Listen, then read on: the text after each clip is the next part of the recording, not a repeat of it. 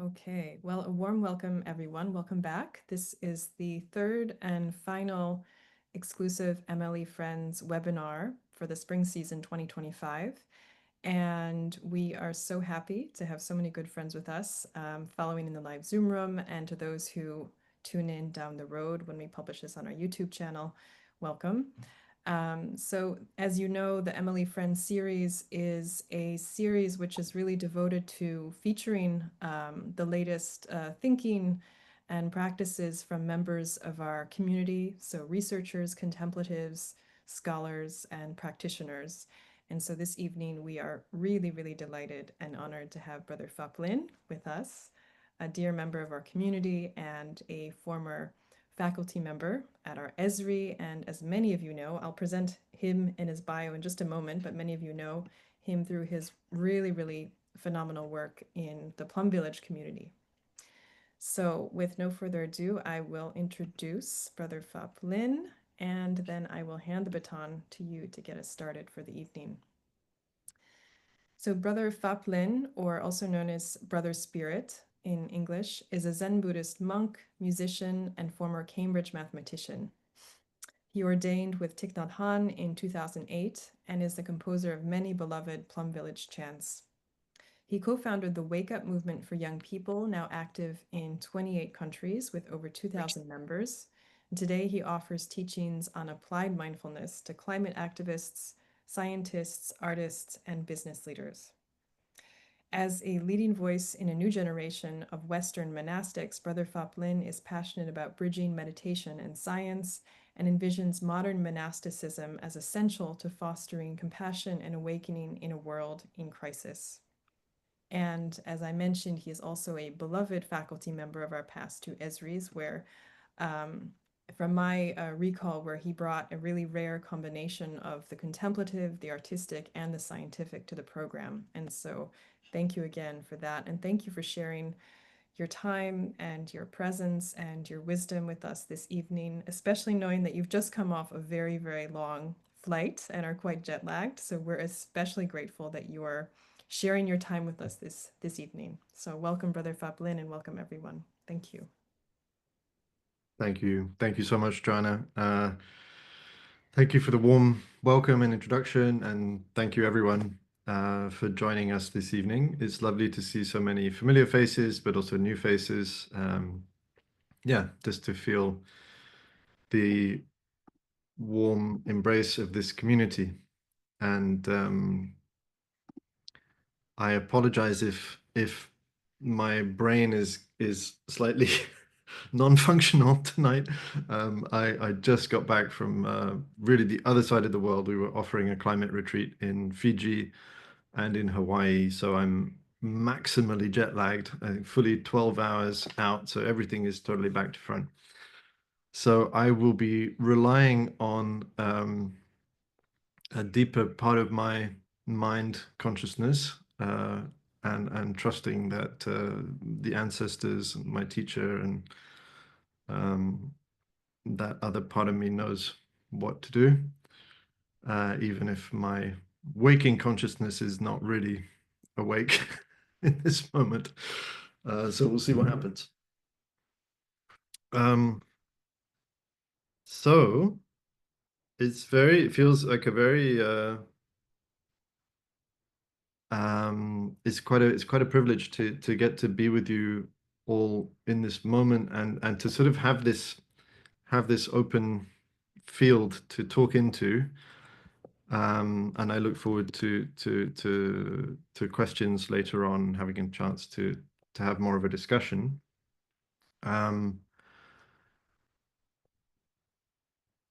There are many things I would like to talk about, but first of all, maybe to sort of set up the space.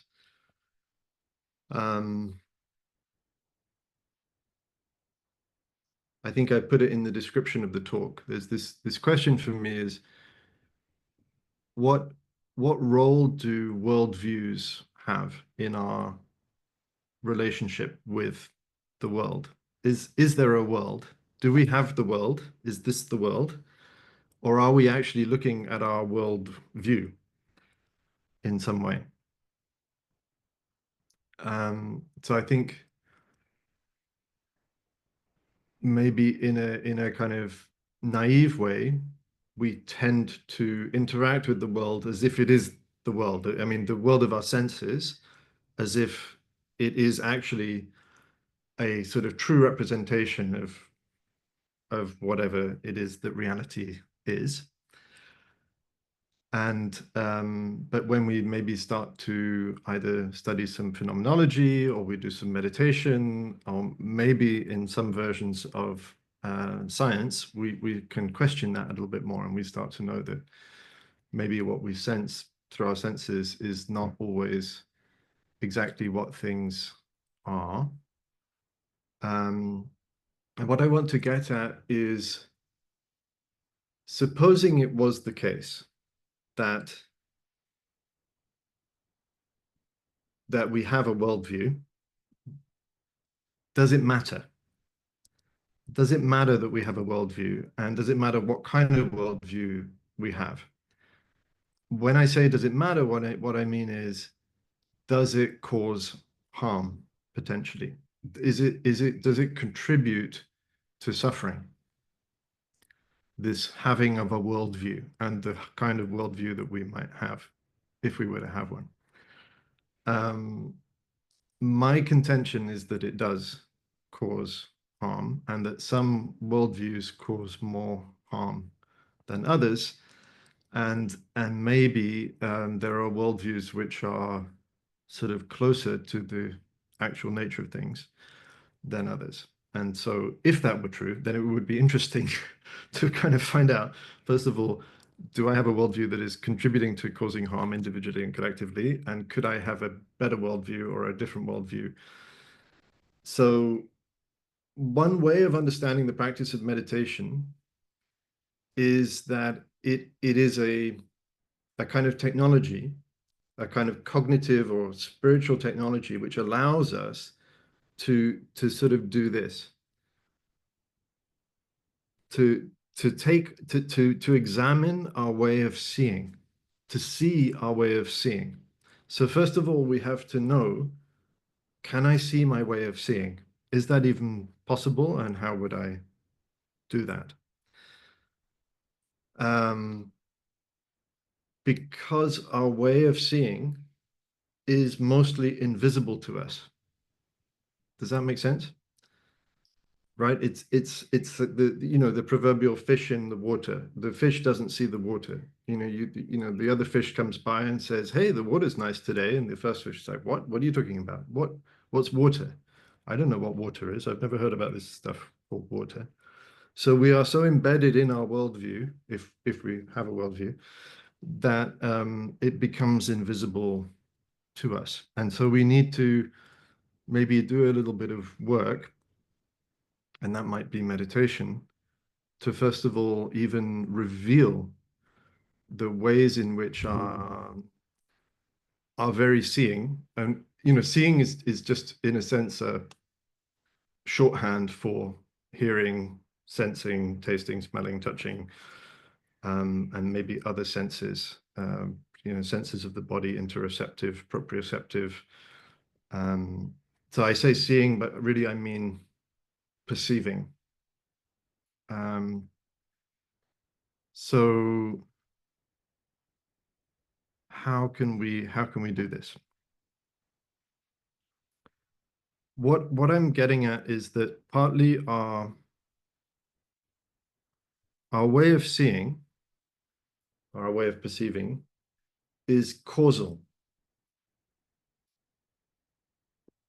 The difficulty of all of this is that there is a way of seeing which tells us that we don't have a way of seeing, right? That sounds like sounds like I'm talking nonsense at this point, but there is a way of seeing which kind of already sets up the very question of seeing as being it sets us up as being a kind of objective observer standing outside of reality, looking at reality. Okay, and this to some extent is the case in scientific materialism, where we imagine that we are observers of the world, and we may unconsciously have a tendency to situate ourselves outside of the world, or we elide the involvement of our own consciousness, of our experiencing in the coming to be of the world. Is that a sensible thing to say? Is that a thing that made sense? Yes, just checking, because sometimes, we say things, but all right. It's nice. I'm just changing my screen so I can actually see you. Now I can see you all. That's better, much better. Okay. Um, it's much nicer to see you than to see me. I really don't want to see me. I want to see you. So let's see. I sort of give you the big thesis first, and then we'll dig in a little bit more into the details. I'm just going to say things without justification, maybe, and then I'll try to justify them later. So my contention is that at this point, scientific materialism, or maybe physicalism, has become the dominant worldview. It is a worldview which dominates in the sense that we live in it. We live in a society which that view has largely produced. And when I say it's dominant, I mean that we live in and by it, whether or not we actually agree with it. Because I would suggest probably most of you all, and I include myself, don't actually subscribe to scientific materialism. We have maybe serious issues with scientific materialism or physicalism, and yet we still live in and by it. So to give some examples of how we live in and by it, I might try to I'll sort of unpack that a little bit. Well, first of all, just definitions. So what is scientific materialism? What do I mean by scientific materialism? Maybe other people mean other things by scientific materialism, but what I mean by it is essentially the view that the universe, cosmos, reality is made of matter, right? Particles, atoms, which obey physical laws, the laws of physics. And scientific materialism sort of seems to suggest that we know what matter is. That's the first problem, because any serious physicist will tell you that we do not know, we absolutely do not know what matter is. And yet we regularly kind of behave as though we kind of know more or less, even if we don't know the details. There is such a thing as matter, and it's a fairly reliable something. It's something that exists independently of consciousness, and everything is made of it, and it's basically this idea that the universe began in something, maybe it was something like a Big Bang. It's 13.7 billion years ago. It didn't need consciousness for it to happen. It unfolded according to physical laws over these 13.7 billion years, and right at the end, you get this, the appearance of human consciousness, which is to which the universe is completely indifferent. It doesn't matter whether or not there is consciousness in it. The universe continues to exist whether or not we are there. If humanity was wiped out, the universe would carry on without us. That's basically the sense of it. If you take that view to its sort of logical extreme, which people rarely do because it gets so bleak. But one of the consequences of that is that everything is also totally meaningless. Right? Meaning has to be a sort of thing that we invent.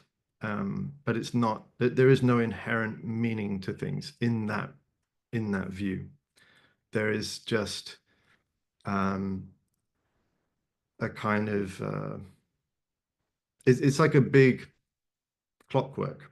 There are just physical processes that are deterministically unfolding, even if you put in quantum indeterminacy, because the quantum indeterminacy is random. there's still no meaning, right? So I'm just, quantum indeterminacy, a lot of people latch on to quantum indeterminacy as a, great, everything's quantum, therefore we can slip meaning back into scientific materialism. It doesn't work. I'm really sorry. It doesn't work. That for me is quantum woo. I have serious issues with that. I don't think that's the solution. Um, so why do I believe this worldview is dominant? Let's take, for example, something like the climate negotiations that go on, the COP negotiations. At those negotiations, delegates from all different countries show up and they sit around, nice white tables under white neon lights, and they wear suits and they have conversations. All of those conversations are predicated on the existence of an external physical world made of matter, right? It's just the assumed basis of any serious conversation in those contexts. So climate agreements, international climate agreements, and I'm just using that as an example, but also international trade agreements, all kinds of international agreements are somehow predicated on the assumption that there is a world which is made of matter, which is external, which is indifferent to consciousness, which is, just a physical world that really exists. I'll give you another example. I had a conversation, a sort of long form exchange with quite a well-known um, uh, evolutionary biologist, and we were going to have a recorded conversation, which was then going to form a published article. And the idea was a sort of conversation between science and Buddhism.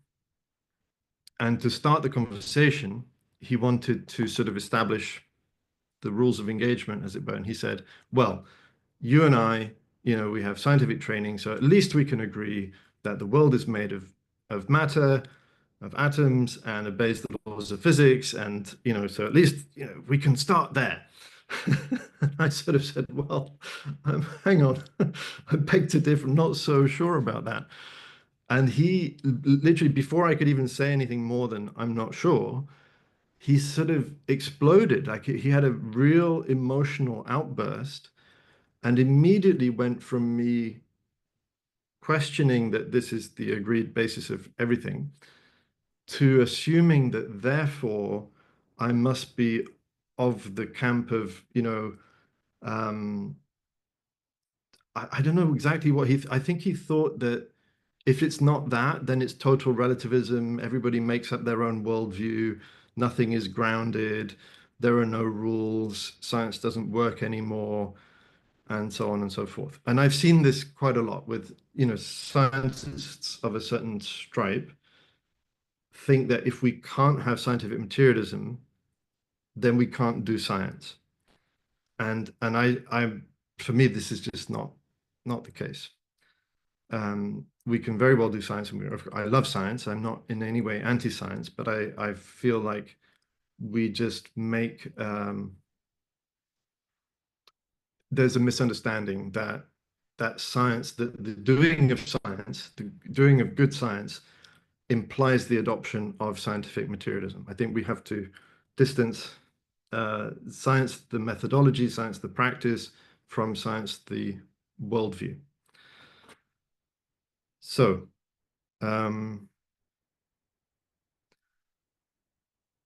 why do I think scientific materialism as a view might be doing some harm? There are lots and lots of ways to unpack that, but one is just the relationships it gives us with the world. If the world is made of matter, and by the world now I mean the planet Earth, then sort of under strict scientific materialism, it's therefore inert, right? It's not. I mean, especially the rock, the physical substance of planet Earth is just big agglomeration of particles of atoms which are not conscious, which are not animate, and therefore we can, we can scrape it, we can mine it, we can smelt it, we can, use it. Basically, it's there for our use, and it's indifferent to our use of it. And so I see a pretty tight connection between our relationship with the earth and our views about what the earth actually is. So if to the extent that we believe the earth is not animate, or is indifferent to consciousness, is just a big agglomeration of stuff, dust, basically, we can therefore have a we have no reverence. There's no need for reverence in that relationship. It's basically a dead world. And and it's interesting at the level of agency as well. So I see, for example, and I've been to some of these COP meetings and some of these negotiations, and the negotiations all center around what are human beings going to do or not do, with the assumption that it's only human beings that are doing or not doing, that everything else is just scenery, basically. It's just like a stage on which the human drama unfolds. So there's no question at the level of these big climate negotiations of whether the Earth, for example, is itself actively responding. So maybe there's, with system science, there's some sense that the Earth is an interconnected system, um, but it's not thought to be making any active response. All the responses, if there are responses in the system, are automatic and essentially mechanical. Um, and I'm not sure. I'm not sure. I wouldn't. I think that would be a bit hubristic to to assume that too quickly. Um,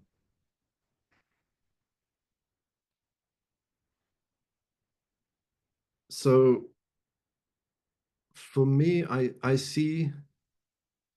I'm sort of going over things quite quickly that all could have much greater depth, and we could sort of explore much more deeply.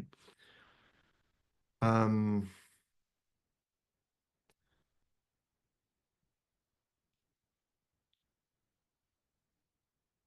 as I've sort of looked into this question over the last few years, what's come to my mind is the sense that we we have, before scientific materialism came along, we already have a kind of natural attitude. Is what Husserl called the natural attitude, which is this basic assumption that there is me and there is a world, and the world is made of stuff which I can manipulate and use, and which is more or less independent of me. In that natural attitude, the presence, maybe the causal presence or the involvement of consciousness is just overlooked. Um, and that's totally normal in a sense. The difficulty for me that we have now is that scientific materialism gives the appearance of legitimacy to this natural attitude. So it seems to confirm something that we kind of already instinctively, naively believe in an unexamined way. Um, so let's get into that a little bit more.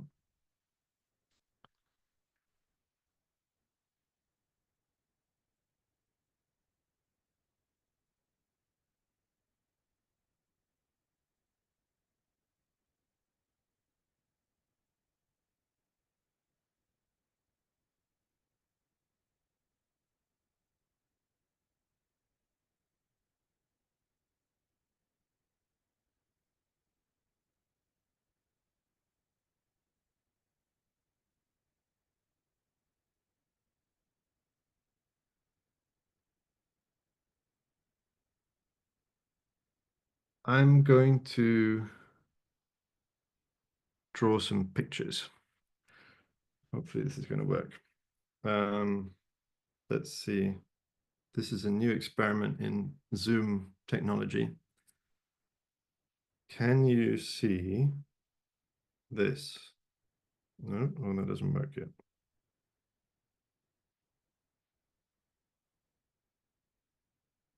Sign in as host. Enter host key to claim host. Joanna, I think before you were able to make my... Oh, Let me double check that you're still a co-host. You're yeah. good. Somehow it needs to be the version of me that's signing in on the iPad. Right, right. That version I don't see anymore in this room. So maybe you have to enter the meeting again and we'll Yeah, get it kicked me out, I think. So I'm trying to come back in, okay. see if that works.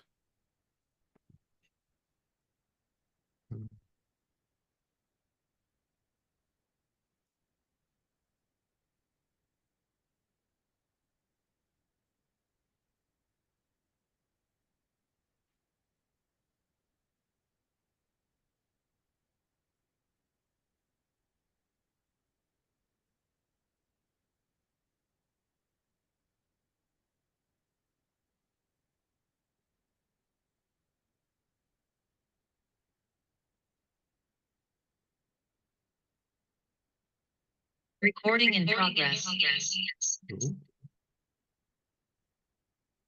Okay. I think you should be co-host now so you can share your iPad screen.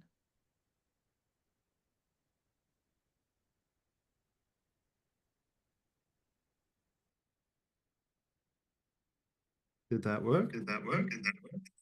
Oh, Great. There's just an echo between your you're two in the devices.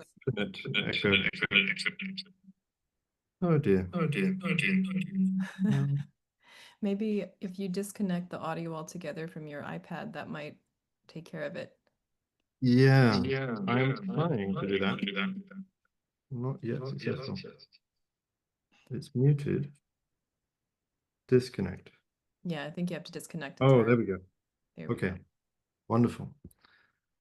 All right. Sorry about the delay there. Let's see. So I can see something.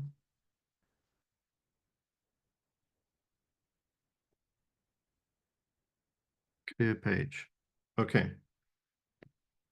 So can you see this? Did something appear? Yep. Okay. Oh, that's very interesting. So I can see it on the iPad, but I now can't see it on the other one. Anyway, that's fine. I will just believe that you can see it.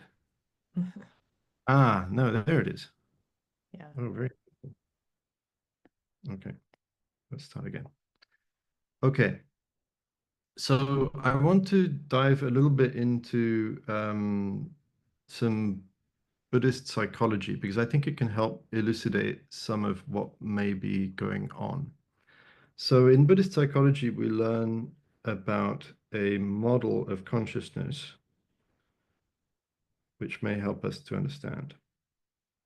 So my teacher would sometimes start by drawing a circle and then he would say, this is the first mistake.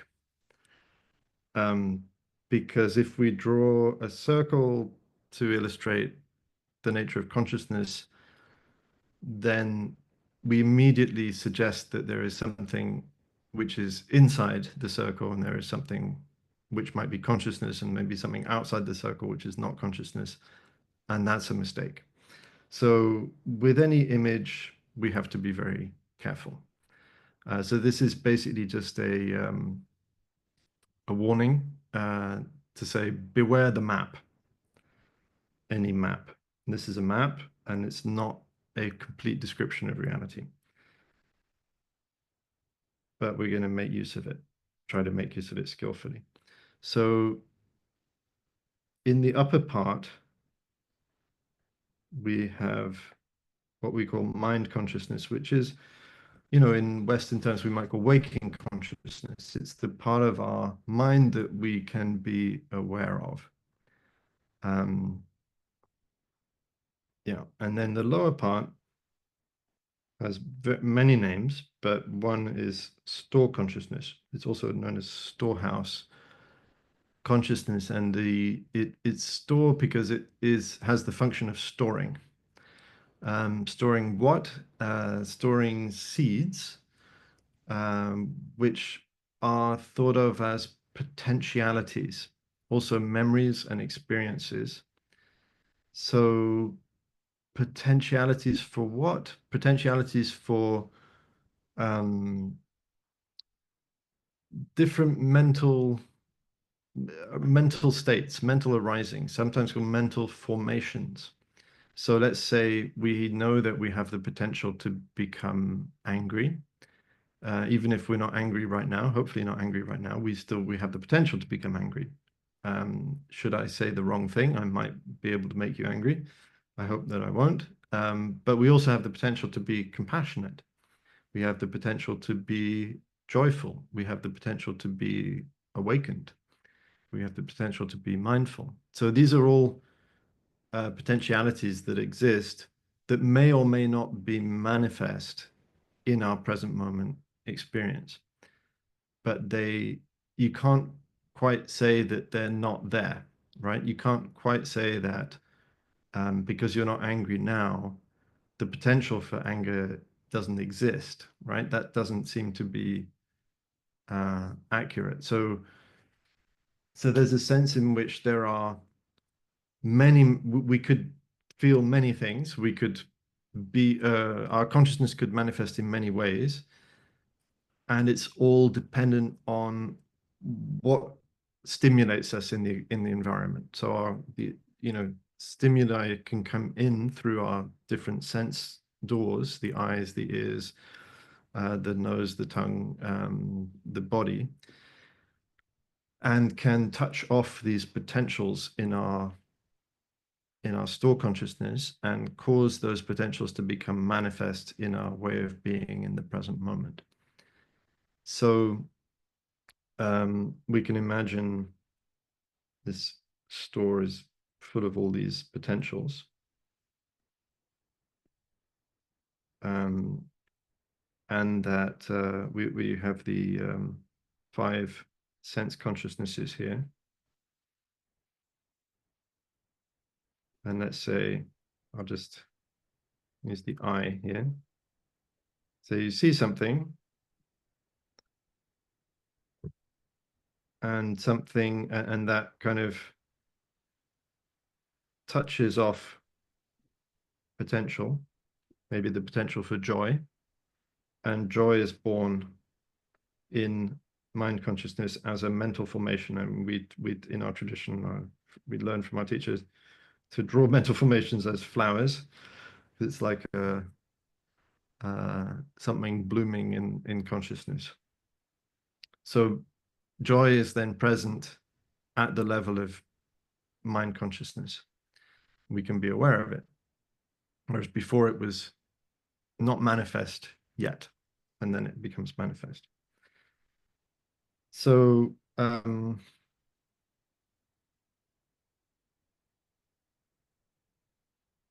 this is a nice kind of map of mind, and it helps us to navigate maybe things like strong emotions, and it helps us to learn how to handle sense contact with the world in a way. The sort of shorthand is to use the phrase selective watering. So we want to selectively water wholesome and beneficial potentials in our store consciousness, to have more compassion, more joy, more mindfulness in our mind consciousness. But I want to focus on something, on another level of consciousness. So I'm going to remove some of these things. I hope this is working. Yeah, so far so good. Okay, maybe we'll just simplify this a little bit. We'll get rid of those. And I'm going to give you another layer of consciousness which lives here in between store, and mind. So maybe for any neuroscientists in the room, store consciousness has something to do, is sort of partly overlapping with what neuroscientists might call background consciousness. So it's the kind of very powerful part of our awareness, which is taking care of, for example, homeostasis. So it's the part of our consciousness which manifests first, and which goes out last. It takes care of things like blood pressure, breathing rate, heart rate, blood sugar, muscle tension, all these things that we don't have to consciously take care of, even though some of them we can partly bring into our conscious awareness, like, for example, our breath. So it's taking care of a whole lot of things. It also handles learned behaviors. So it's always learning, and it's sort of good at sequenced tasks, like, for example, driving or riding a bicycle. So at first, when you learn to drive a car, it's conscious. You have to consciously remember, I've got to look in the mirror and then, make my signals, and then there's all these kind of sequenced activities that you have to consciously remember. But store consciousness is learning. So after a while, you don't have to remember anymore, and you can drive and have a conversation, and store consciousness takes care of the driving. It all happens. You're basically on automatic pilot, and we live a lot of our lives on automatic pilot. So what is this other layer? So just for those of you who are into Yogacara and who know more about this, so store consciousness is also known as the eighth consciousness. Mind consciousness is the sixth. So I'm going to put the sixth here, the eighth. And in between we have the seventh, which is known as manas. So manas can be translated in several different ways, but it's sometimes known as the thought center, or mentation, or cogitation. And it has another name which is quite important, which is adana. Oh, that doesn't work. Okay, here. I'll just write it here. It's interesting. There it is. And adana can also be translated as appropriation. So it has something to do with appropriation, but what does it appropriate? There's one other name which is important, which comes from the Chinese sort of recension of the Yogacara school from Sun Tsang. He called it the lover. And the lover is a very good term, sort of evocative term for store consciousness. And it tells us a little bit more about this process of appropriation. So we know that in store, there are all these seed potentials. And one of the things that store consciousness does is it reaches down. Well, yeah, sorry, one of the things that manas does is it reaches down into store consciousness and appropriates a part of store consciousness to create a self, to say, this is me and everything else is everything else. So the first thing that it appropriates is the body. So we said that in store consciousness, there are seeds of mental formations, but there's also the seeds of the physiological formations. So like the hand, the eye, the organs, the whole body. In this understanding of the Yogacara school, all of these things, physiological formations, are also born from potentials in store consciousness.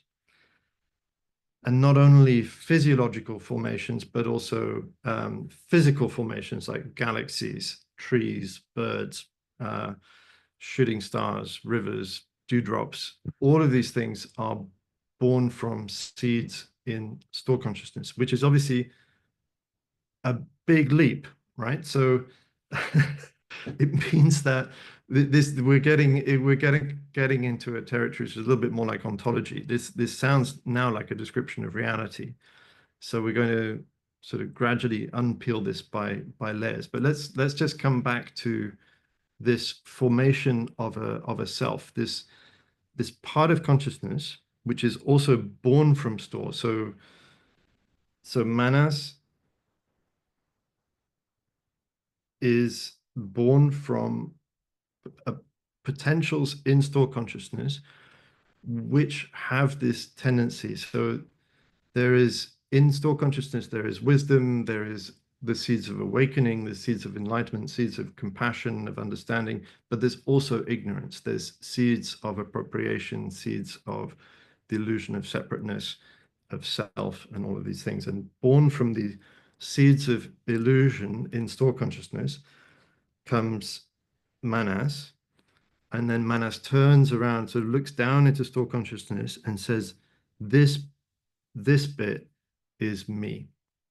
And it creates a kind of boundary. It says, within this is me, then the rest is not me. And it's kind of like Narcissus, looking into his reflection. It's a little bit the lover, as in the lover that is obsessed, and the object of love is you, is yourself. It's the part of you that is obsessed with you.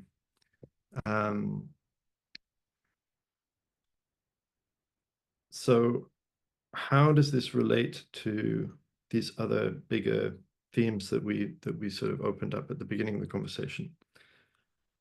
If we can understand this both at the individual level and the collective level.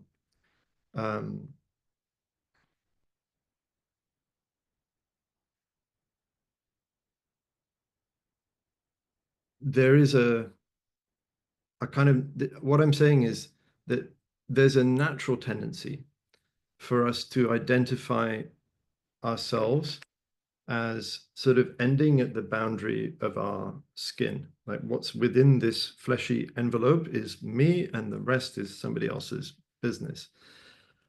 And that's, we could also understand this arising of manas from store as being the manifestation of our survival instinct. It's just these sort of it's the manifestation of our instinct for self-preservation. Says, I've got to look after number one.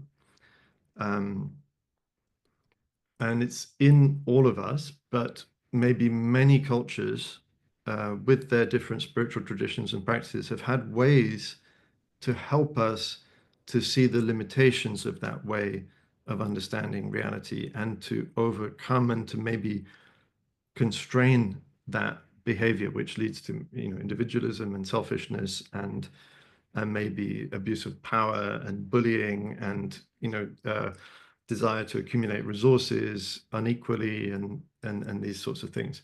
It just so happens that maybe in the kind of modern extractive capitalism, we have let this part of ourselves go unchecked. We could think about manas at the level of the collective, and we sort of see it as it sort of underpins our whole society at this point. There's almost like a celebration of manas. The manas has certain tendencies which may help to make this clearer. So one is manas is always pleasure seeking. So that, there's a part of us which we can all recognize that seeks pleasurable experience. And it's also pain avoiding. There's also part of us that prefers to avoid painful experiences. It ignores the danger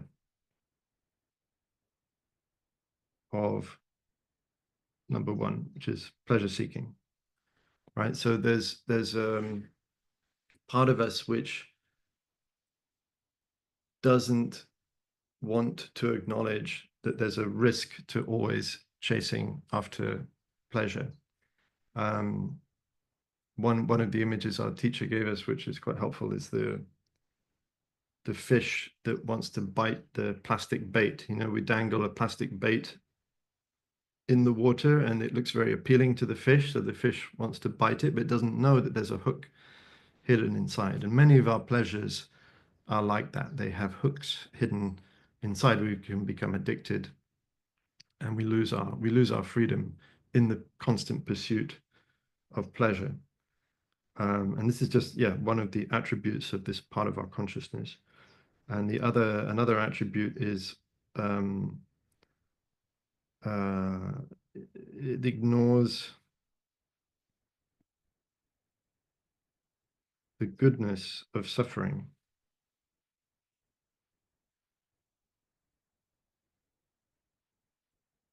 which might initially sound a bit odd. But this is really just the understanding that it's only through understanding suffering that we learn and grow. If we want to, there's no way to learn to be compassionate unless we've had the experience of understanding our suffering, and then by understanding our own suffering, we can understand the suffering of others, and from that, compassion is born. And manas, this is part of us that just wants to avoid that whole experience, just wants to bypass that whole experience, um, rather than then sort of make this fearless encounter with suffering and know that that's how we learn. And then the fifth attribute is ignoring the law of moderation.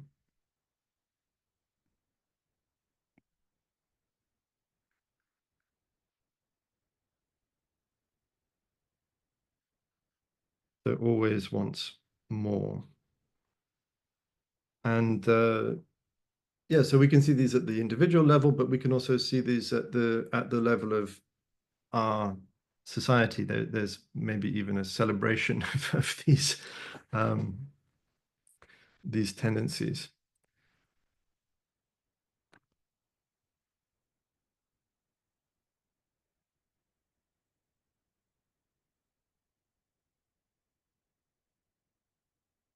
And all of this runs, this kind of engine runs on the identification of a self and the separation of that self from the rest of the cosmos, of the rest of reality and of other people. And so to the extent that scientific materialism appears to confirm our separateness and our separateness from, this whole notion of external physical reality, there is, for me, a danger. And the danger is that we have this apparent kind of justification for the running unchecked of manas in the world.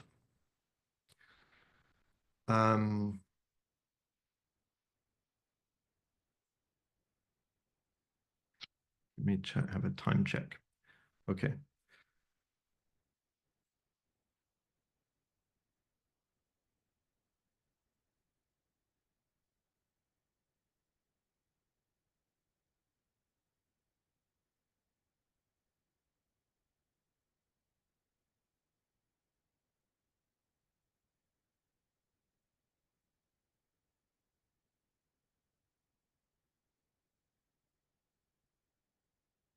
How can we overcome this tendency or these tendencies, both at the individual and the collective level?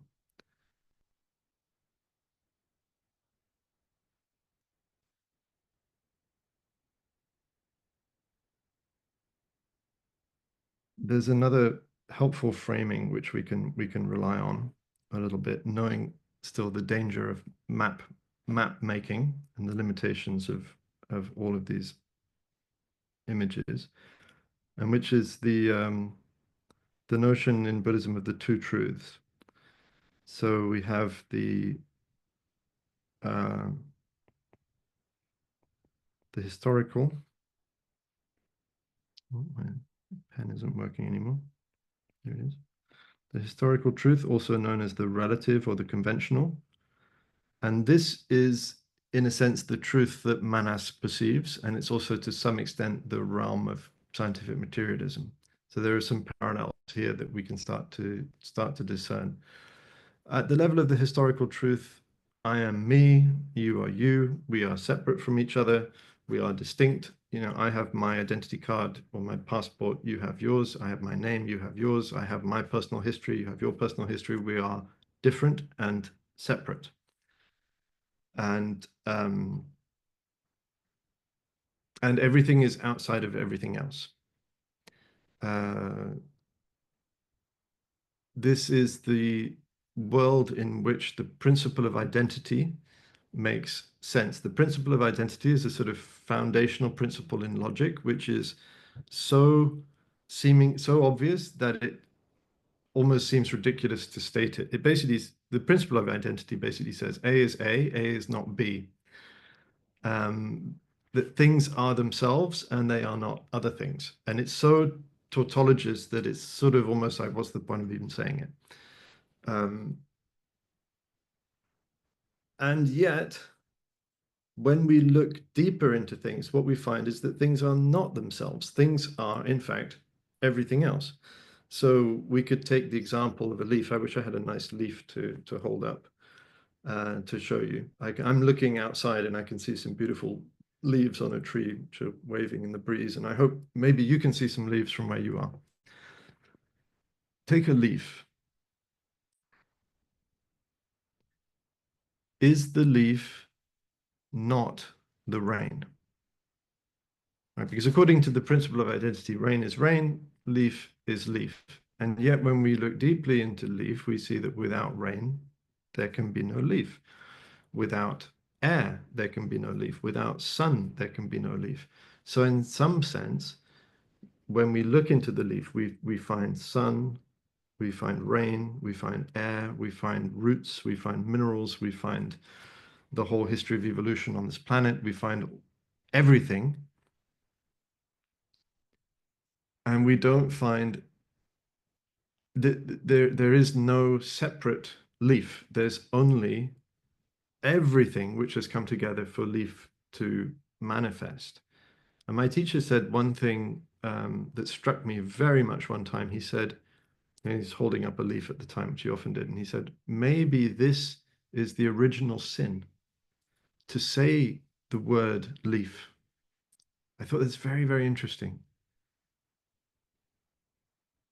What if it were the case that just by saying the word leaf, we mentally kind of cut out this leaf from the rest of reality, and we reify, we create a notion of leaf as a separate entity. And that happens obviously very quickly, and it happens through the imposition of the map on the territory. And our best map is language. Well, one of our most powerful maps and one of our most invisible maps, the map that hides itself from us, is the use of language. So just by saying leaf, we appear to be confident that there is such a thing as leaf, which is not tree, which is not sky, which is not cloud, which is not rain, which is not sun, which is also not consciousness, right? Because by saying leaf, we suggest that there is a thing that exists which doesn't depend on me. I could look away, the leaf is still there. But in fact, looking more closely, what we find is that the only leaf that we have is the leaf of experience. There is no leaf outside of experience. And Buddhism is very rigorous about this. So all phenomena are considered objects of mind. Mind is present in the manifestation of all phenomena. And this is something that you can check, right? You can sort of slightly crazy thing to say, but I think it's worthwhile. Try to find something which is outside of your experience, which doesn't involve you experiencing it. I've done this experiment with people, and some people say, well, Australia, I've never been to Australia. Australia is not an object of my consciousness, because I've never been there, but I know that it exists because other people have experienced it and they can tell me about Australia, and I can point to it on a map. But of course, the Australia that you are then referring to is an object of your consciousness. It is just an abstract Australia, right? It's the notion of Australia. So it might seem a little bit trivial, but I think it's either it's nothing or it's everything. And for me, it's actually everything, which is that whatever we have access to is always an object of consciousness.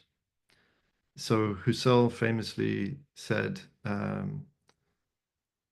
consciousness is always consciousness of something, right? That there's no abstract consciousness, sitting, waiting quietly in our pocket for us to pull out and be conscious of things.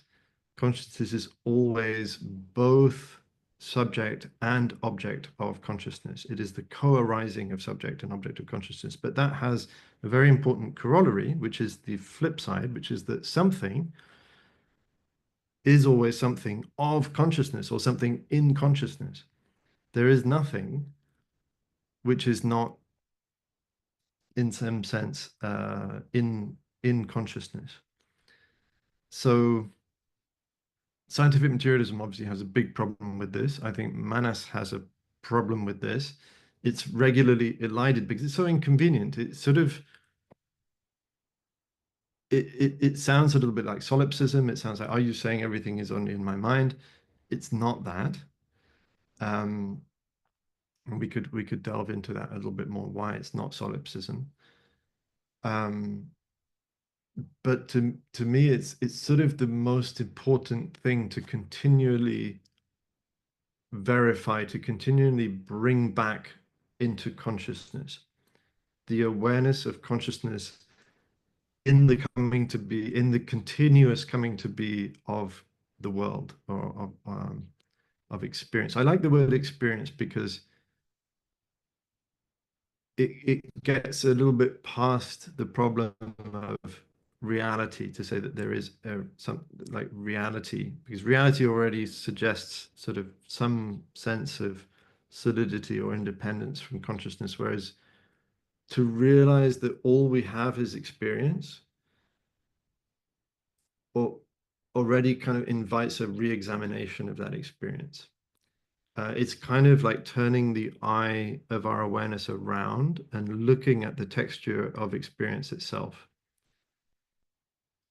to constantly bring back our awareness of the presence of our experience in our experience. That sounds like a silly thing to say. Again, all things sound relatively silly because of our normal way of speaking and our normal way of thinking.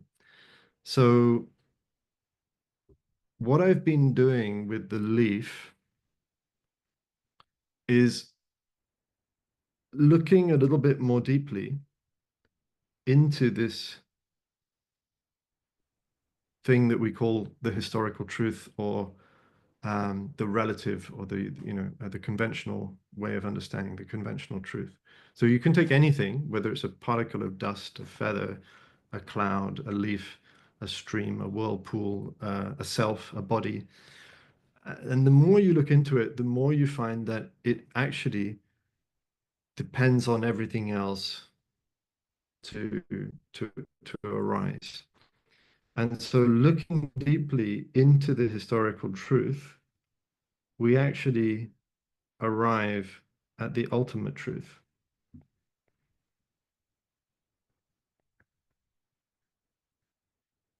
And I remember the first time my teacher did this on the board, he had this cheeky grin, and he did this very fast Zorro. He would call this his Zorro move. And the Z, the diagonal of Zorro here, of the Z, is what he described as the wisdom of adaptation,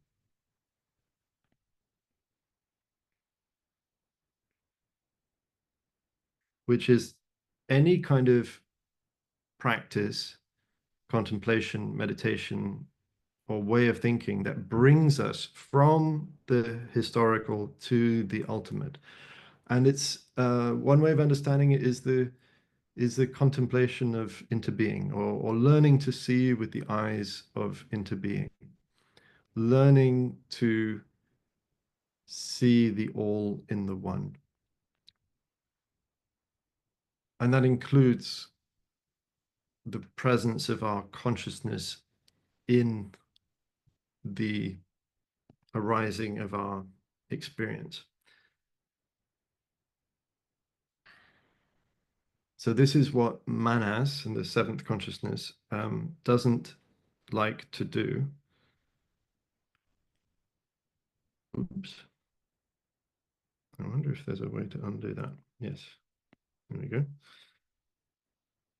And this, in a way, is the whole practice and the art of meditation is learning to re-examine the constant unfolding of our experience in these terms. I can't find the pen anymore. Oh, here it is. Okay.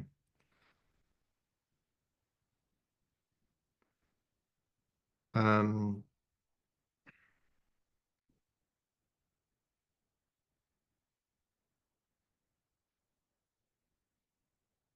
so I want to leave time for questions. I just want to say a little bit more about what this all has to do with scientific materialism. And I'm skipping over a lot here because of shortness of time. I've just written the 500-page book on all of this. So all of this could be unpacked a great deal more.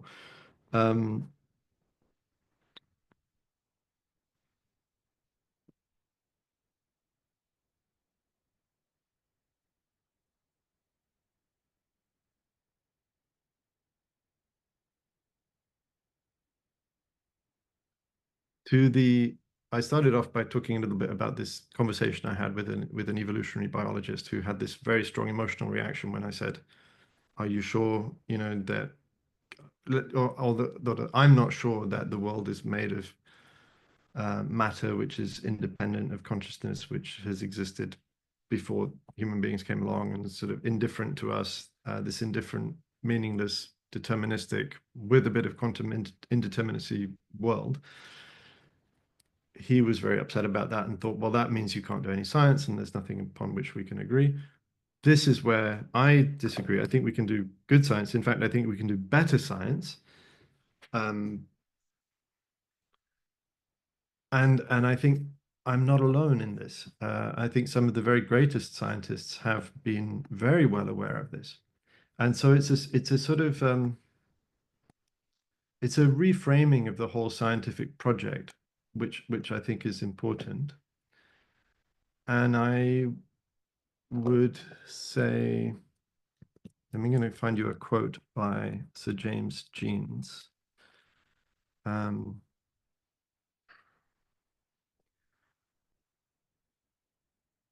going to read you that in a moment. Maybe I can turn off the screen sharing thing.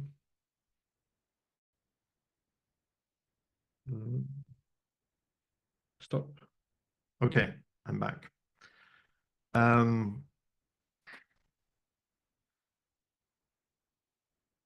can we still do science, even if we're in a kind of non-dual world where we recognize that everything is a something in experience, a co-arising of subject and object of consciousness?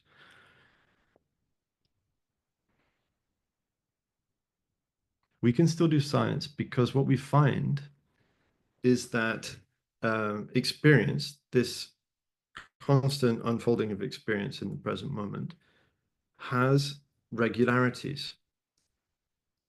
So we can observe the content of our experience and we can make measurements, right, of our experience. We can measure things like distance, extension, volume, momentum, position.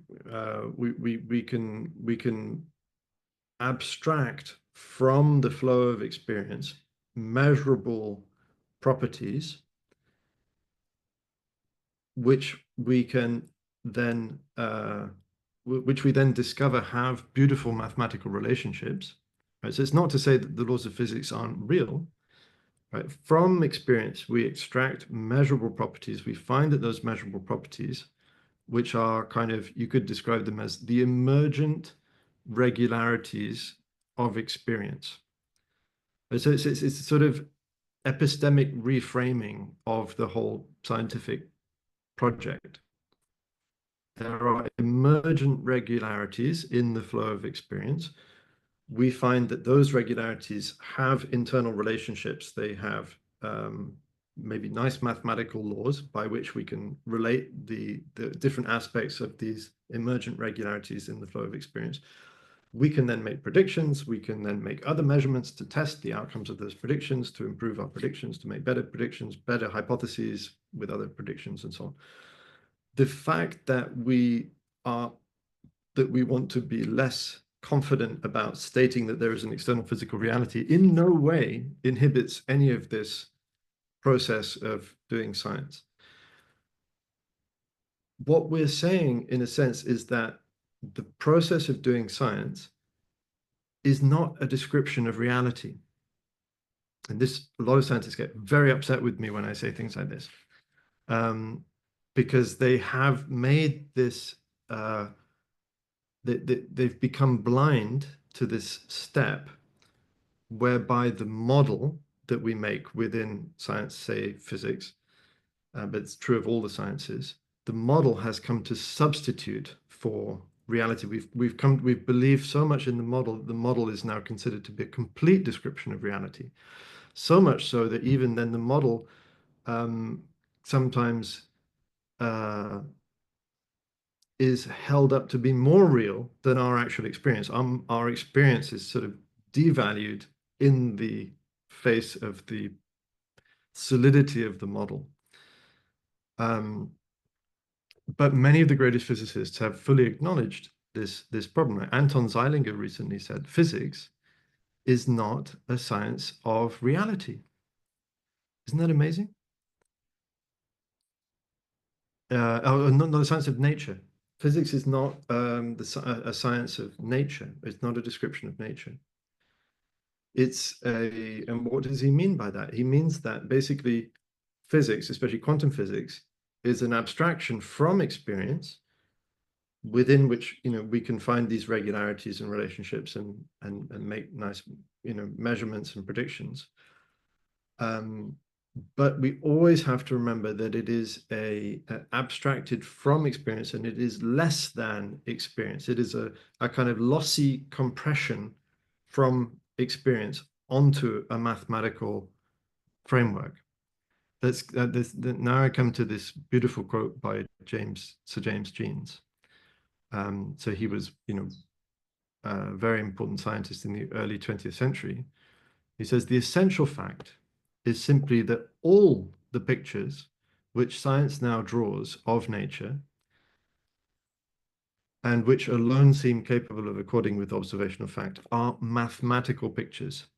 They are nothing more than pictures, fictions, if you like. If by fiction you mean that science is not yet in contact with ultimate reality. Science is not yet in contact with ultimate reality. The outstanding achievement of 20th century physics is not the theory of relativity, with its welding together of space and time, or the theory of quanta, with its present apparent negation of the laws of causation, or the dissection of the atom with the resultant discovery that things are not what they seem. So the outstanding achievement of 20th century physics is not the theory of relativity or the theory of quanta or the dissection of the atom. It is the general recognition that we are not yet in contact with ultimate reality. We are still imprisoned in our cave with our backs to the light and can only watch the shadows on the wall.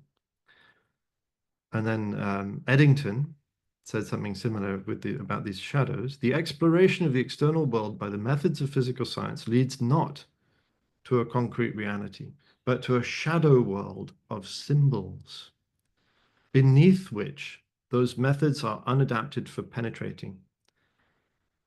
So it's something, it's a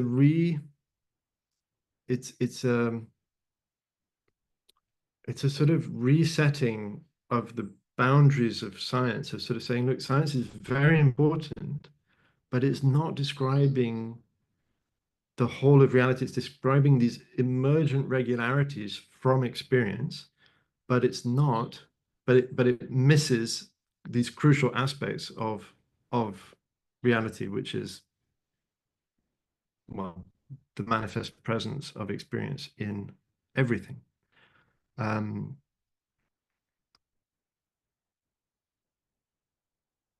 So he goes on, this is Sir Arthur Eddington. Feeling that there must be more behind, we return to our starting point in human consciousness, the one center where more might become known. There we find other stirrings, other revelations than those conditioned by the world of symbols. Physics most strongly insists that its methods do not penetrate behind the symbolism. And yet this is the mistake that we always make. We take physics to be saying more than just the manipulation of symbols, but it isn't. And so it's very, very interesting. Like the great scientists really know the limits of their science, and they know that quantum mechanics is really just symbol manipulation at some level. It's not to say that it's unimportant or that it doesn't kind of highlight important aspects of experience, but it is not a complete description of reality. So, yeah. Surely then that mental and spiritual nature of ourselves, known in our minds by an intimate contact transcending the methods of physics, supplies us just that which science is admittedly unable to give. I'm going to leave it there. I know I've gone a little bit over time. So I really hope that through my slightly confused jet lagged brain, some of these things managed to hold together. But I would love to hear from you all, and maybe if there are questions, I can clarify any of the confusions I have introduced. Thank you so much, Brother Pháp Linh. This has been really tremendous, so rich and multi-layered. So we do have some time for discussion and questions, and please don't be shy. Just raise your virtual hand so we can see you, and then you're welcome to unmute yourself. And if you're unable to do so, you can drop a question or a comment or a remark in the chat, and we can read it out for you. So feel free. We have, I don't know, around 15, 20 minutes for a good chat. I see Bruce has posted a comment in the chat. Bruce, and I also see Laura has a question. Okay, maybe while we're reading your comment, Bruce, maybe Laura, if you can unmute yourself if you want to ask your question to start us off. Yes. Hello, Brother Pháp Linh. I'm very happy to see you, and thank you for your amazing talk. I think that it was extremely clear and inspiring. I didn't feel the jet lag in your brain there, but well, if possible, I have two questions. One is about the first part of the talk, when you were talking about these worldviews, that some of them may be harmful and other might be more beneficial. And also when you were referring to this evolutionary biologists, what this, emotional response, strong response. And this made me think that, these worldviews are not just abstract theory, but that they have to do with our concerns what we want to do. So we can say like sense making or word making. So my question is, do we need an ethics of sense making, or how we make our worldviews? And if yes, what values or principles or virtues can help us in order to have these ethics? So this is the first question. And the second one is about the second part of your talk when you were describing consciousness, and especially about the eighth part, so the one about store consciousness. And I was thinking about the nature of the seeds, because you say that, you know, there we have the seeds of kind of everything. So not only, you know, joy and compassion, but also delusions, ignorance, etc. And so my question is what we can do with that harmful seeds. Is more a matter of not allowing manas to pick on them and bringing up to the sixth level, to the mind, or in a way is also good to pick them up, but if they are taken, what should we do there? Is it a matter of purifying them, or is it possible to transform the nature of the seeds? And are these seeds in a way also independent from us? I mean, that they can come from previous lives, or if we are thinking about, you know, collective consciousness that are independent from our direct actions, or not. So I was also thinking, you know, some seeds that may have to do with some traumatic experiences and something like that. Yes, thank you very much. Wonderful. Okay, that's pretty vast. It might take me a while. So hang on, let me remember. The first part of your question is already gone. What was Was it? about the ethics of Yes. Got it. making or worldview, so, and what kind of values can help us in nurturing such an ethics in order to produce knowledges or worldviews that are beneficial and not harmful. Yes. So I think the first most important thing I would say is for the worldview to recognize that it is a worldview. To the extent that our worldview is invisible to us, it's already doing harm because it's by not being acknowledged. So that's the first thing, is maybe to recognize that our way of looking is partly causal, right? In neuroscience, this could be known as cognitive penetration. Like there's a really, really nice example, which is in the Buddhist tradition, which is of cognitive penetration, which is the rope and the snake. You know, if you're walking at dusk or in the dark and you see a rope on the path, maybe at first you think that there's a snake and you jump back, and then you look more closely and you realize that it's a rope, and you see a snake because maybe your consciousness is primed a little bit by fear and by this instinct of self-preservation, and it's better in a way to assume that there's a snake, right, in terms of self-preservation. But in that sense, you see that fear as a view is then causative. It causes something in the world. It causes a perception, and then it causes a behavior. And so I think it's this is a sort of crucial first step to see that our way of perceiving, for example, if we perceive everything based on self, everything based on separateness or identity, that also is causative. Maybe that supports individualism, maybe that supports consumerism, maybe that supports competition, the idea of competition for survival and so on. And that obviously has very real ethical implications. And it's causative in the sense that our worldviews, by their sense making, make a world. There's feedback, right? So our views, we tend to manufacture and construct and build a world which to some extent confirms our worldview. To give it, it's a very simple example. If we believe that we are separate, we may have a tendency to to construct a world which seems to confirm that separateness. For example, we live in boxes with doors, and we close the door and we say, this is my room.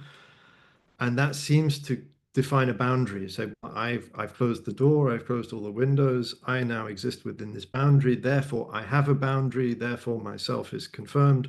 The separate existence of myself has this apparent confirmation. Of course, there is no real boundary, right? Everything is porous, everything is flow, everything is process. But we build a world which appears to confirm the reality of these concepts, which then reinforces the concepts. And so you get this feedback effect. So I think it's sort of, I mean, this is at a sort of meta level. It's important just that the worldview recognizes its causal influence in the making of in the making of a world. And then what kind of ethics could take us in the direction of yeah, I mean, I guess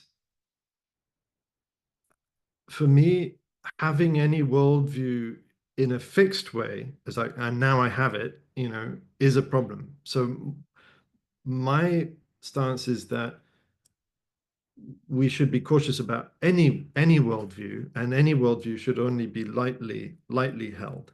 So that implies a kind of meta stance about worldviews and an ability to let them go and see them as being temporary and sort of incomplete. So it's a kind of stance of maximal epistemic humility, I think is a good place to start.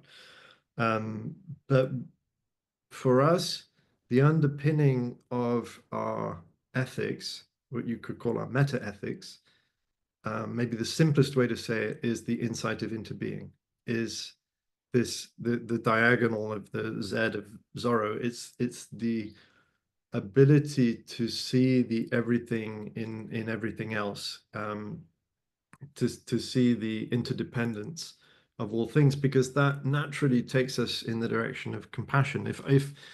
If I'm not separate from the world, if I'm involved in the world, and if the world is in me, if I am the world, I am the clouds, I am the earth, and I am you and you are me, then your happiness or suffering is not separate from my happiness or suffering. Like if I can't be fully happy and at peace, if there is still suffering in the world, because I don't see it as separate from my own.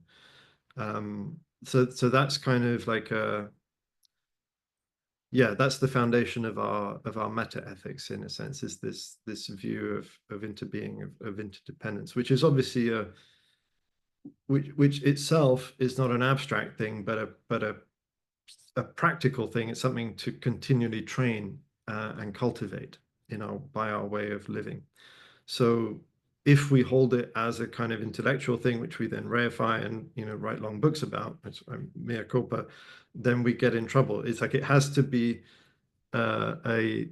something which is more felt than thought, if that's clear. And that's a training. That's a transformation of consciousness, which is a constant kind of cultivation. And that leads to, I think, to the second part of your question, which is, how do we deal with the seeds of ignorance in store consciousness? Like, what do we do about that? So one image which is very nice, which is to see that the sixth consciousness, mind consciousness, can be understood as the gardener. So the garden has all the seeds, including seeds of ignorance and suffering and of kindness and goodness and compassion and all the other things. But we can practice selective watering. We can choose what kind of seeds we want to have manifest in our garden. And that's the role of mind consciousness, is to help manas to go beyond this habit of identification with self and the appropriation that goes with that, and the sort of selfish behaviors that go with that.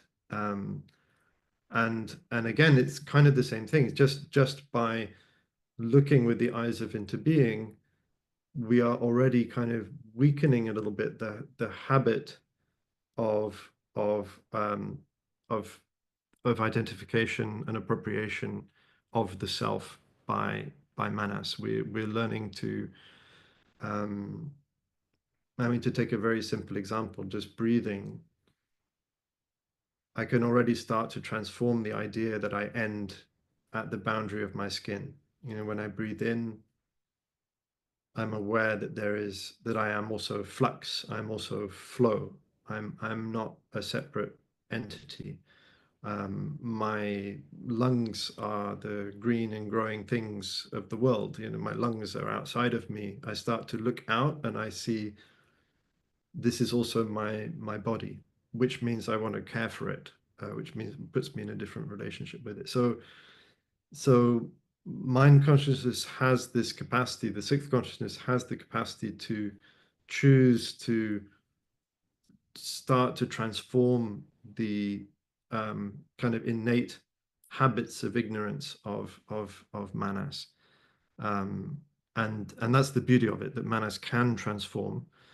And then sort of in the story of Yogacara, the idea is that store consciousness is in a sense the prisoner of manas because it is appropriated and held. And as manas learns to let go of that habit of identification and appropriation, then store consciousness is freed. Store consciousness is released and becomes, and manas becomes great mirror wisdom, which perfectly reflects, you know. But anyway, maybe it's better not to talk too much about that, but to see what kinds of practices take us in the direction of loosening these habits of appropriation and identification. So I could go on, but I want to stop there to maybe to bring in some other questions. Thank you, Laura. Thank you, Laura. Those great questions. While we're waiting for another question, I just want to ask Brother Faplin, how much time can we go over because we're already at time? Do you have another 10 I have minutes? no limit. I'm. Okay. It's now 7:30. It's 7:30 a.m. in Hawaii now, so I'm kind of waking up. Okay. Could be a dangerous There's position. no We might end be. point. Okay. Continue. We might be here till midnight, but okay. So I see while we're waiting for another question, I see Wolfgang. There is a sort of long series of comments in the chat from Bruce, and I'm wondering, Bruce, if there's a way that you want to condense this, because I think there are some resonances with what we were just talking about with intervene, but it was if you want to read maybe read it, Brother Faplin, or I can read parts of it out loud, or Bruce, feel free to unmute yourself if you want to condense it into First of something. all, I can say, yeah, I mean, the blind spot is fantastic. I think I really highly recommend the blind spot as a very kind of disciplined and thorough kind of articulation of the ways in which the this what they call the surreptitious substitution of map for territory has happened, you know, since Galileo, and the sort of the reification of the model as world. I think they've done a fantastic job, Evan Thompson and Adam Frank and Marcelo Gleiser, of helping us to unpack that. So I highly recommend the book.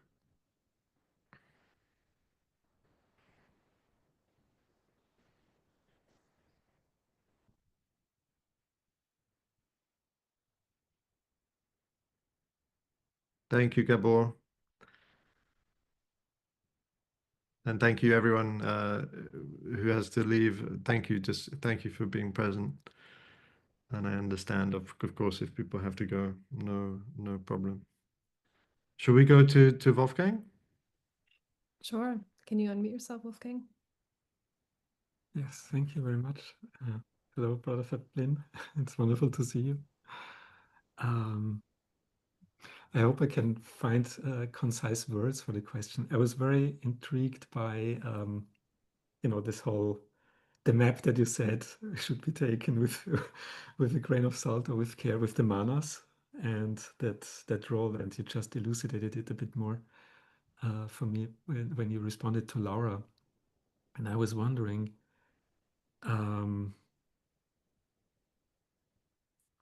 when I practice in some way, you know, especially attending to bodily sensations, or attending to the breath, attending to, like, doing the body scan, or something like that.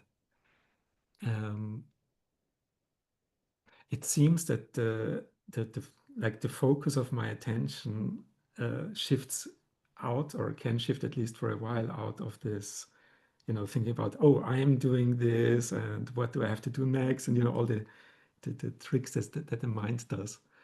And so this can be like it feels also different than when I'm aware of how it feels different, which is tricky, because then that it could switch back. But it's like a very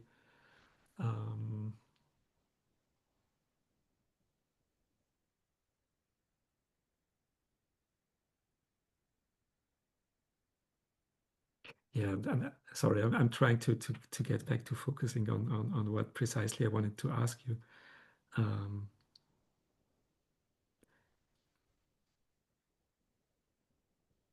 There's this quality of simplicity. There's even like a sense of beauty in it. But the moment that I am becoming aware of it, it can be the moment that it seems to me like then I would switch back to this unhealthy form of manas, which kind of appropriates that. Whoa, this is going great. Or, oh my God, what is happening now? I got to remember this. I got to, report it to a teacher when I'm in a retreat, for instance. Yes. So, yeah, and I wonder if this is also, if this could be like this switch from being with the phenomena to like this seventh quality, like these manas are taking over. But maybe the more important question would be, when I recognize that, what can help to drop that again, kind of like, or to not go with the unhealthy form of that, kind of how to return well to the practice as it's, as it is more beneficial. So, I don't know. It's probably like a very like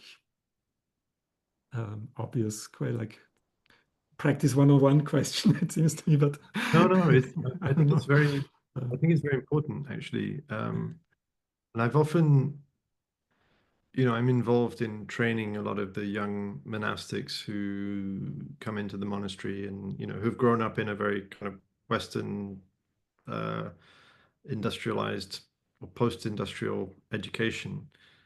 And one of the phenomena that we encounter is disembodiment, or kind of dissociation of various kinds from the body and from the lived experience of the body.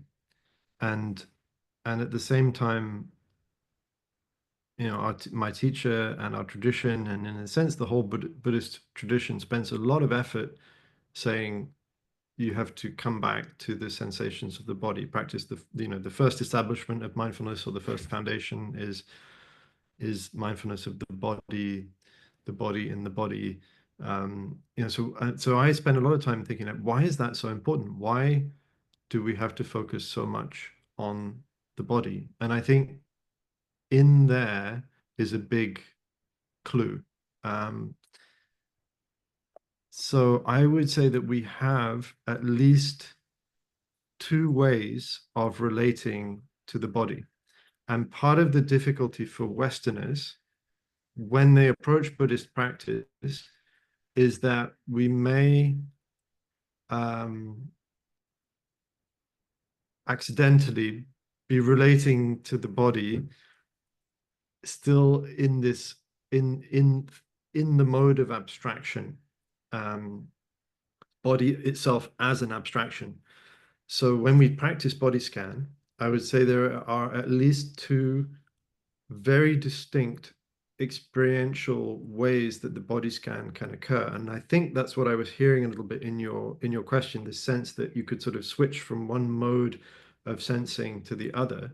And I think the sensing of the switching is itself very, very important. So to start to notice the different ways the body can occur to us is a big part of the realization of the way the mode of relating to the world as abstraction has got into us. It's kind of got its hooks into us. Okay, so I'm trying to simplify that. Broadly, we have we can either be in the mode of feeling or thinking, right? That's the simplest formulation of it. So either you can relate to the body as a mental map, as a mental abstraction. So you can sort of, we have many, many mental maps. And part of, one of the ways we relate to the world is as mental constructions, which relies obviously a lot on language, but not only language, but say knowledge of anatomy in relation to the body. So you could scan the body as an anatomical representation of the body. Right. So what you know from looking at other bodies, from seeing your own body, from kind of knowing like the wrist bone is connected to the, forearm, and so it's connected to the elbow and the upper arm. And, we have knowledge, and you can sort of go through the experience of body through your knowledge of body, if you see what I mean. And that's maybe the habitual way. But there's also this other way, which is body as felt sense experience in the present moment, which maybe particularly for men, right? Depending on how we grew up and how embodied we were as children, and whether we danced or how much we were in our bodies or how much we lived in our heads, it may be a very, very unfamiliar world. Certainly my education, I was trained to live in my head and from my head, with my body basically as a kind of mobile support system for my brain. It's like, I really remember like being in the math faculty in Cambridge, and it's literally you just see brains on sticks, brains on kind of ambulatory mechanisms. It's like the body is just there to feed the brain and to move the brain around. It's very, very strange, and yet like a lot of us end up living like that. So for me, like it's so important, and it's not just a sort of beginner's practice. It's a forever practice. This bringing the mind back to the body, but the body not as mental representation, but the body as felt experience. And the presence or absence of language in that relationship is almost determinate, because it's not just language, but also mental images. So if I'm thinking about my body, then I'm in one mode. But if I'm feeling my body, then I'm in the other mode. And one of the things I notice is that it's not necessarily one or the other. It can also be a bit of both. So there's a whole range of different possible experiences between those and different mergings. And this is a simplification of something which is much, much more complex. But one of the signposts that I find useful is that in the mode of felt sense, there is a feeling of unknown. Right. Whereas in the mode of images and words and mental constructions, I sort of think I know. Right. Mm-hmm. Whereas in the felt sense, I know that I don't know. It's so fluid that and it's a bit groundless. It's a bit sometimes almost aversive, because it's so unknown. It's so crazy. It's so groundless. But then I get comfortable with that discomfort of being in this more fluid realm of sensation. And so I'm training myself to be comfortable with that discomfort, initial discomfort, of not knowing.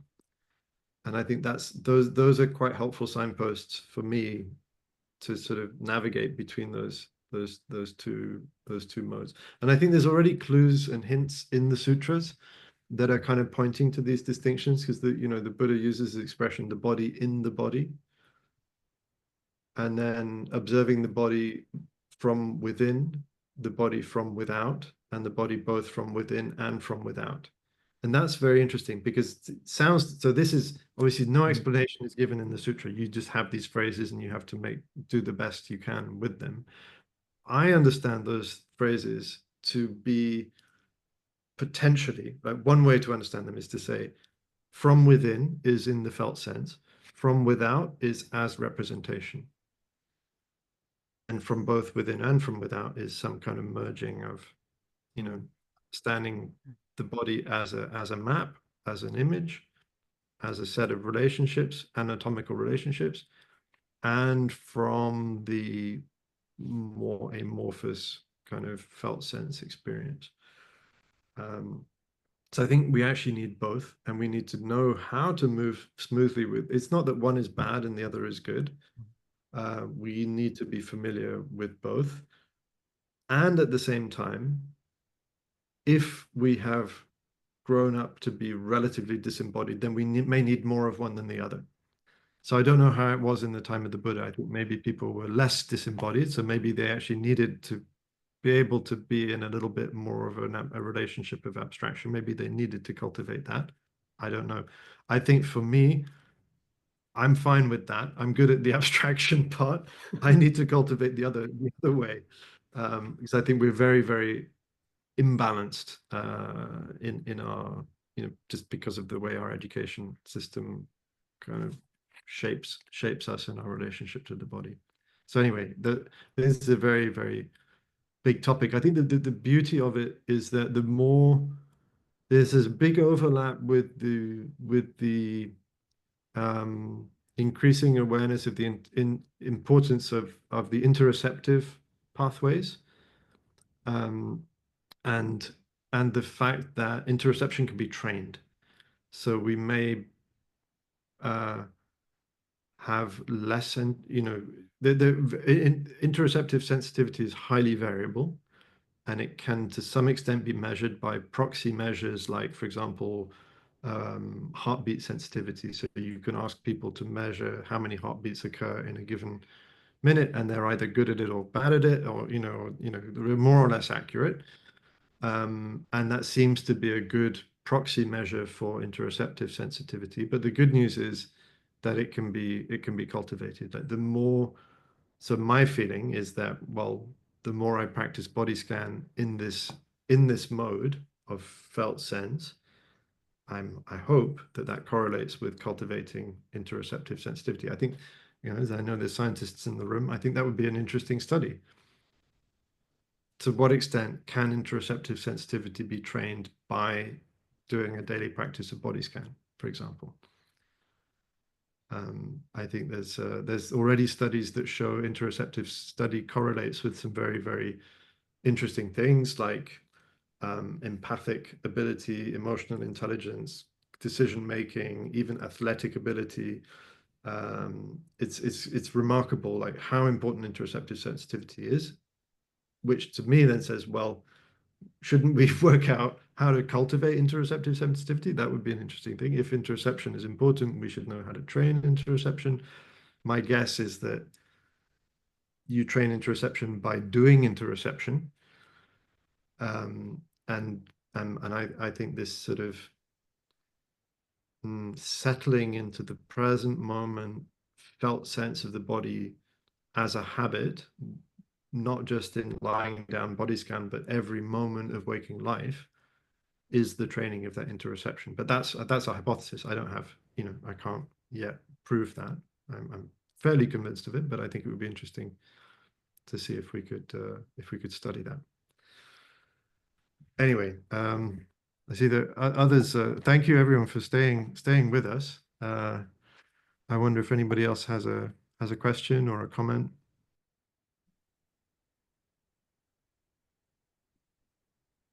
Yeah, thank you for, I think those questions, it's interesting how the questions actually brought out, they were sort of nested, so it actually allowed you to talk about a lot more than just the initial question. So it was really, really beautiful. Yeah, if anyone has any burning, pressing question they're still sitting on, we can just take one more, but otherwise we'll wrap up, I think, in the next minute.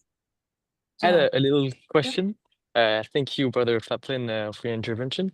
It was also related to like I read about the scientific retreat you're doing at Plum Village this June, and I wanted to learn. Well, I read the description, but I wanted to hear a bit about from your words also how it was gonna be, and because I know you were also at the MLE like last summer, and how the one in Plum Village would go as. I was a bit curious. So if you could. Cool. Thank you, Zephyr. I mean, yeah, it's a wonderful. We've just sort of created a nice container for ourselves of 7 days of practice. So in a sense, it's mostly practice, not ideas. So we're going to do the application of everything I've been talking about, which is training awareness of, mindfulness of the body, mindfulness of the feelings, mindfulness of the mind and of our perceptions through daily sitting meditation, walking meditation, eating meditation, periods of silence during the day, also listening, circle sharing groups. So that's all that's what happens in every Plum Village retreat. But the addition in this retreat is also the audience. So we have a good number of scientists joining, and so that already creates a different kind of collective consciousness. And then in our Dharma talks, we'll just sort of dive quicker into some of the things. So I maybe like tonight gave a condensed version of some of the things that then we'll unpack in much greater detail in the course of those talks. And we also have two, or I think now three wonderful panels of guest speakers. So they'll broadly be on two. Sort of one will be a little bit more like nature of reality. We have a quantum physicist. We have someone from the world of AI. We have a cognitive scientist, and we'll be talking about ways of knowing and models of reality and the relationship of physics to reality and these types of things. And then the other one will be more focused on healing maybe and ways of relating to pain and trauma particularly, and how our worldviews also get in the way of that. So it's kind of leaning more towards maybe the inclusion of the body in neuroscience, because we can't understand healing the mind without the involvement of the body. So to the extent that we believe that there is a brain, an independent brain, then we're already in trouble. So I think a lot of neuroscience, when it gets into the problems of trauma, it's sort of starting from the wrong place. It's like, well, the brain is an embodied brain. It's a social brain, and if we don't start from there, then we have trouble when we get into trying to understand how to deal with trauma and pain. So there'll be one panel that's exploring that.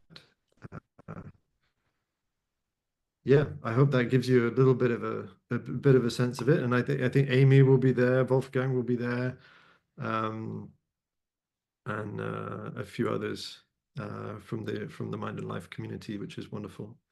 I think right now we're at about 120, 130, maybe 140 people participating, but there's still room. It'd be wonderful if you can join us.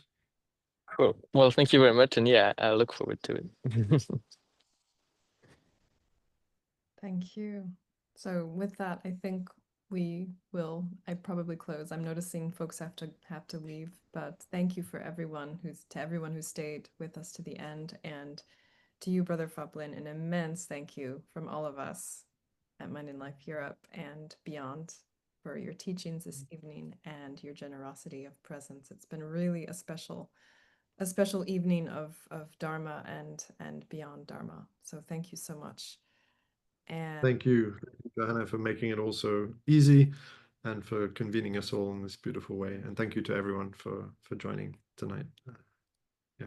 And we hope to have you back as well, and at an Esri in the future. So I'd be honored. thank you. And I think we just have a couple of announcements about upcoming programs before we take a break. This summer, we have another practice session open to everyone. We have a once a month practice session called Making Room for Contemplation. And the one this month will be next Tuesday on the 27th, just an hour long. So for those who'd like to join us, please feel free. You can also share with friends and colleagues if they're interested. And then we have the first installment of a brand new series, which is nested within our Arts and in Action theme for this year. And we have Alva Noe, who will be hosting a series of discussions and live encounters with different artists. And so we'll be live streaming and have a live Zoom room next Wednesday from 8 p.m. to 9:30 p.m. Central European Summer Time. So anyone can register. It's a public event. There'll be time for questions, and he will be in dialogue with this great Swiss choreographer and dancer Fabrice Maslia. And we invite you to join us for this new adventure. It'll be a new way of exploring an action and an active thought through arts and aesthetics. So with that, hope to see you all soon. And thank you again, Brother Faplin, and all of our warm wishes to the Plum Village community. It's really lovely to have these connections. Thank you. Thank you. Thank you, Joanna. Thank you, everyone. Thank you. Good night. Take Good care. night. Thank Bye. you.